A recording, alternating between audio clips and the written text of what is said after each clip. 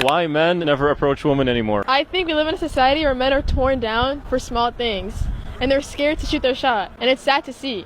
They oftentimes bog themselves down before they even get a chance, you know? In this society, looks come first and heart comes second. It's only going to get worse unless a change is made, until people start making things online for men to really regain that confidence back. The best dating advice I ever received from a man. He said, he is doing what he wants to do. I repeat, he is doing what he wants to do. Have you noticed how so many women are being rejected, humiliated, or emotionally confused and still taught to doubt themselves? This video exposes the absurd realities of modern dating no one prepares you for, and the mindset shift every woman needs to finally put herself first.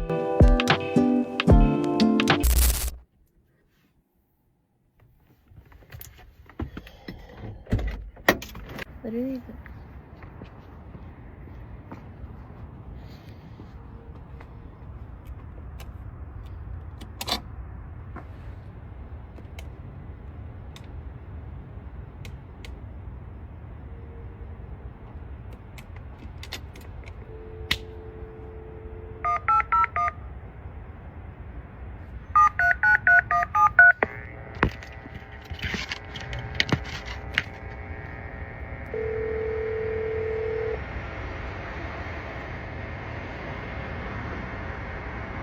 Hello? Hey, I was wondering, it's Sophia, if you wanted to come grab dinner with me and I'll buy. Oh, who is this? Sophia? Okay. What's up? Do you want to go get sushi stop and I'll buy? I'm kind of busy. Okay, that's fine. Are you sure? I mean, I'll pay just for a second. No, I just want to talk to you about everything and say sorry. And, no expectations. I literally am just, I was in the area. It was by Riley's. Yeah, I can't. Sorry. Oh, okay. All right. Yeah, I'm doing something right now. Oh, okay. For sure. Maybe later sometime. Okay, bye. Bye. Well, I went on my first Hinge date in London yesterday. I think this is the first time I've been rejected, at least in this way. He was actually really cute, super tall, my type. I thought it was going well. He wasn't super funny, but it was fine. Then he wasn't asking if I wanted another drink. It was getting kind of awkward, so then I asked. I was like, oh, should we get another drink or do you have to leave? He looks down at his phone and he goes, yeah, actually, I'm gonna go meet my friends. I was in shock, wait, sorry, what? How am I meant to go on dates now? When I realized there's a possibility that they actually might not like me, which I've never even considered before. Awkward goodbye. I get home and he's texted me. If you're gonna fucking reject me, don't text me after. What? I also got shat on by a bird last week, so I was like, oh my god, is this my good luck that I finally meet a cute guy? No, then I get rejected. There's a clear ego shock here. She wasn't hurt just because he left, but because she had never considered the possibility of not being chosen. And yeah, that hurts. But the real shift is this. When a man shows disinterest, you don't question your worth. You observe his behavior and adjust your energy. He went cold? Got it. Information received. The mistake isn't being rejected. It's staying emotionally attached to someone who already showed he doesn't want to invest. Self-respect means recognizing non-reciprocity fast and walking away with dignity, without tying your value to a stranger's reaction. If you've been rejected recently, this is for you. I'm Lily, a feminist dating coach, and I'm here to give you literally 4 steps that you are going to use to get over this situation, have your own back, and find the right people for you. And just to remind you, if you don't already know, you didn't mess up the right thing. You can't say the wrong thing to the right person, and you are also uniquely qualified for the love of your life. So you get to find what's right for you. Okay, the 4-step process. SOFT. Go soft with yourself. This is how you're going to stay out of the self-blame, self-esteem trap that happens a lot of times after you're rejected. Number 1, S, self-compassion. Self-compassion is not just going easy on yourself. It is a proven resource out of a 2014 study out of Stanford that is proven to reduce stress and increase resiliency. 2 things that you need to move on. Self-compassion sounds like sitting next to yourself on a park bench and giving yourself the exact words that a best friend would say to you that you think, oh my God, I really needed to hear that. If you were socialized to be hard on yourself to move ahead in this life, self-compassion might be difficult. That's why it's a challenge. It is a learnable skill. You don't have to be good at it right now. You just got to practice being kind to yourself. That looks like literally putting a hand somewhere compassionate, and taking a deep breath, saying of course I'm struggling. I'm here for you. This is really hard right now. Acknowledging where you're at. Acknowledging where you're at and how you're feeling is going to allow you to process that feeling instead of becoming constipated with it. Number 2, own your needs. Owning your needs sounds like asking yourself, what do I need? And then giving it to yourself. Is it you need to put up the bat signal with a friend of you're struggling and you need to go out right now and you need to text them, hey, can we go out right now? Hey, can we hop on the phone right now?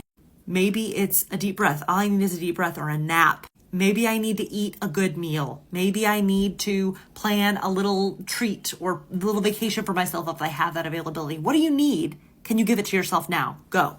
3rd, F, feel your feelings.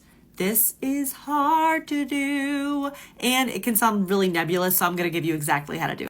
Feeling your feelings doesn't mean you're going to be trapped in them. It doesn't mean they're going to last forever. It doesn't mean you're being too self-indulgent. It means that you're paying attention to the information your body is giving and you're processing it. Feelings are bodily functions like poop. You got to process them to move on. So, to feel your feelings, sit down, put your hand somewhere compassionate, take a deep breath. Notice where the feeling is in your body. Notice the shape it is, or the texture it is, or the color it is, and just pay attention. Being a loving witness means everything for this process. So instead of saying oh God, I hate this feeling, be this sucks right now. I'm here for you. I feel fill in the blank, shame, doubt. You can Google feelings wheel. If you have trouble naming your feelings, you can use a wheel to identify the name of your feeling. And it really helps. Emotional granularity is that tool as coined by Dr. Lisa Feldman Barrett, who found that the more precise emotion words we have to describe our experience, the more effective we are at moving through that experience and having our own back in the process, being kind to ourselves in the process. So just sitting with yourself, taking deep breaths, noticing that feeling, naming it, hey, saying, I'm willing to feel anything to be with you. There is nothing that you could say, do, or feel that would make me want to stop being your friend. Those are 2 thoughts by Coach Simone Soul that I love. So do that for 5 minutes and see how you feel. You're going to feel better. Then the final step, SOFT, thoughts, not facts. You got to recognize that the thoughts in your brain are just sentences. They're emotional interpretations. They're not real. So the idea of it's my fault or I'm somehow broken or I fucked this up too much. It's a thought, not a fact. Notice it. Say, that's a hard thought, not a fact. When you notice that thought, you can say, hey, thought, I see you. You're a thought, not a fact. And it will help. Don't go into toxic positivity land of trying to be oh, it's okay, everything's fine. That's not going to work. Your brain's not going to like that. So instead, once you go through SOFT, self-compassion, owning your needs, feeling your feelings, thoughts, not facts, you can then go to a more impactful, authentic reframe. It might not be impossible that I haven't met the right person yet. And if you want more of this feminist as fuck dating advice, then go listen to the Date Brazen podcast. You've got this and I've got your back. There's a lot of good advice here, but also a risk, turning rejection into an endless self-therapy project. Self-compassion is important, yes, but it can't become an emotional crutch. Prioritizing yourself also means not romanticizing pain. Feel it, process it, and move forward. Sometimes it's not trauma, it's just incompatibility. The real message is you don't need to fix yourself to be loved, and you also don't need to analyze yourself for weeks over someone who barely knows you. Personal growth is using tools to get stronger, not living stuck, revisiting rejection as if it defines you. The stories that I have of being rejected as a bigger girl and being rejected as a smaller girl are crazy. Let me tell you the worst experience I had of being rejected as a bigger girl. So this was probably 2016-ish, 2017-ish. And I was on Plenty of Fish, which red flag right there. Just don't do that. I was chatting to this guy, and before anyone comments, yes, I was always very upfront about what I looked like. I had plenty of full body pictures on my profile. It was very obvious. So I'm talking to this guy for a couple of weeks, and finally he's like, I would really like to take you out. And mind you, again, because I was a bigger girl and I knew the rules, I was very upfront. I'm like, listen, you know that I'm a bigger girl, right? And he, of course, they always are, oh yeah, I'm fine with it. you look great to me and all this kind of stuff. So I'm like, okay, just so we're clear. So we make plans to meet up for a date, and we were gonna go to Longhorn Steakhouse. So mind you, when this date comes, there's literally an ice storm. So I brave my life to go meet up with this guy at Longhorn Steakhouse. I get there before him, and mind you, I looked good, all right? I put an effort, I put on a really cute outfit. This man got out of his car wearing track pants, which, like, sir, who do you think you are? And he just looked like he hadn't showered in a few days, but I was like, all right, we're just gonna see how this goes. I'm like, oh, hi, so nice to meet you. And we walk to the door, and I could immediately tell something was off. But I'm a very optimistic person, so I'm just like, all right, just give it a minute. Like, maybe he's just shy. So I'm trying to start conversation, and it's going nowhere. The hostess tells us it's gonna be a while. So we sit in like the little waiting lobby to wait for a table. And I'm like, again, I'm trying to start conversation, pulling at strings here, grasping at straws, and he's giving nothing. So finally, after about 5 minutes of me trying to make conversation with him, he's like, hey, come outside with me. And I'm like, oh, okay. So we go outside, and I'm like, oh, like, sorry it's taking so long, I'm like, but hopefully it'll be worth the drive, And he's like, listen, let's just cut to the chase. You're way fatter than I thought you were gonna be, and this is not gonna work. And I just looked at his greasy, balding head and was like, this isn't gonna work for you. Got it. Well, I'm gonna go. Good luck getting back home. And then he got all offended and butthurt that I wanted to leave the date, because why would I stay for that?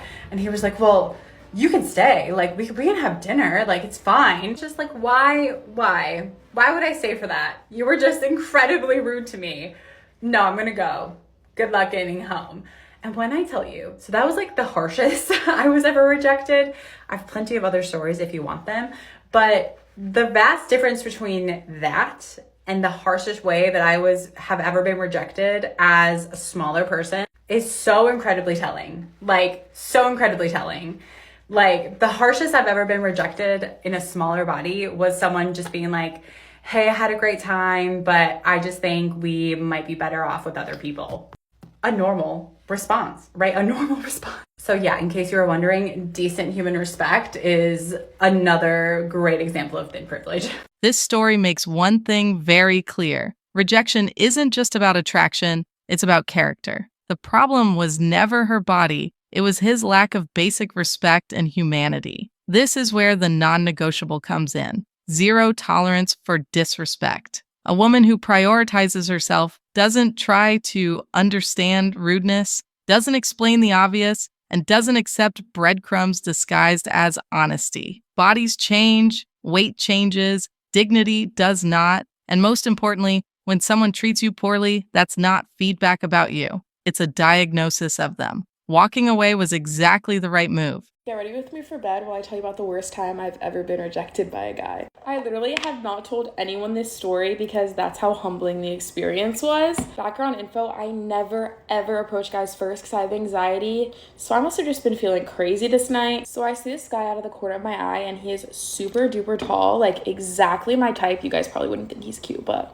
I find average guys attractive. Something was telling me, Avery, this is your husband. You need to go speak to this guy. So I got up next to him, trying to be as casual as possible, acting like I'm ordering something, and I'm like, oh, what are you ordering? Anyways, he ends up telling me what he was ordering, and I think it was oh, I'm gonna get the same or something. I think he said something why would you order that? And I was like, but you're ordering it. At this point, I was about to walk away anyways because he was so weird and dry. And then he looks at me and I'm like, oh wait, maybe he is normal, can hold a conversation. And you know what he says to me? Are you friends with my girlfriend? Obviously, I knew I wasn't friends with his girlfriend because girl's girl, what? But I'm like, who's your girlfriend? He says a random name. I'm like, no, I'm not friends with her. At this point, I'm walking away because I'm not talking to a guy with a girlfriend. That's just so weird. And he goes, wait, do I know you though? I said, no, but you have a girlfriend. And he said, can I get to know you? He then goes, I lied. I don't have a girlfriend. I said, why would you lie about having a girlfriend? You know what this man says? He says, because they're not my type. We could be friends though. I'm pretty sure I ran away and walked to the bathroom in pure embarrassment and disbelief, because if he had to lie about having a girlfriend, because that's how unattractive I am to him, that's terrifying. And it's also terrifying if he did have a girlfriend and then just wanted to talk to me. Either way, it was so humbling. And I will never be approaching a guy ever again.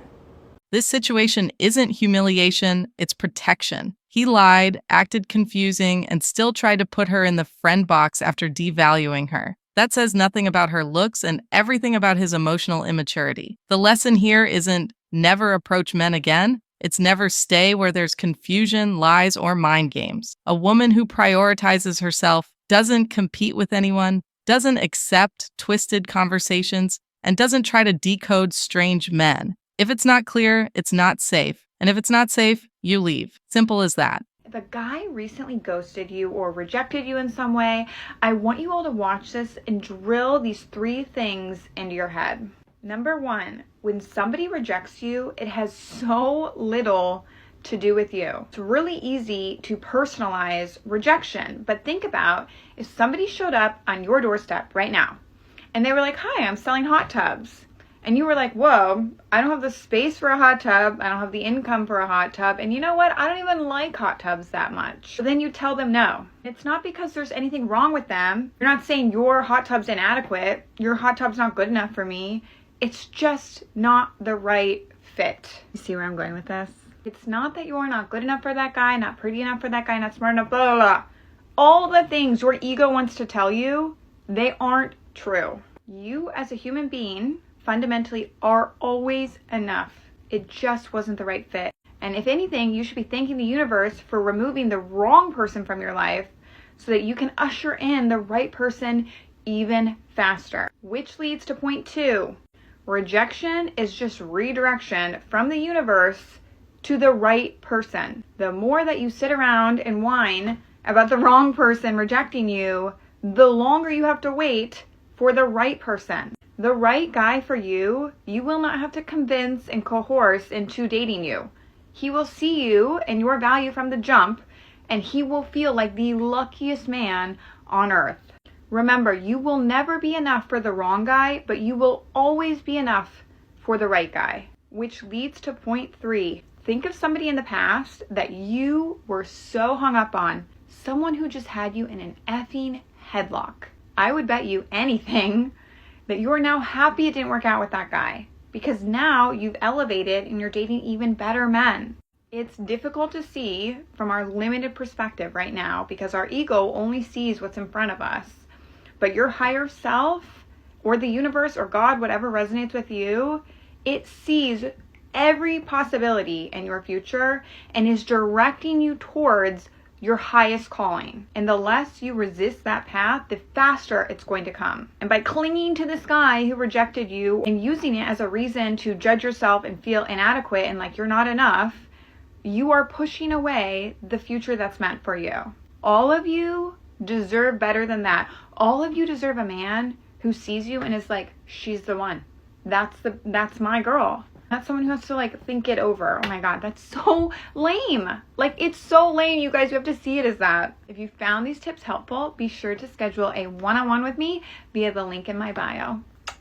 This message is powerful because it takes the focus off a wounded ego and brings it back to reality. Rejection is a filter, not a verdict. But the most important point is this: you don't need the universe to explain anything for you to get back up. Prioritizing yourself means stopping the search for emotional validation from someone who didn't choose you. The right man doesn't overthink, disappear, or confuse you. He shows up. Once you understand that, rejection stops feeling like a wound and starts becoming a standard. It's not about waiting for someone better. It's about refusing to shrink yourself to fit where you never belonged.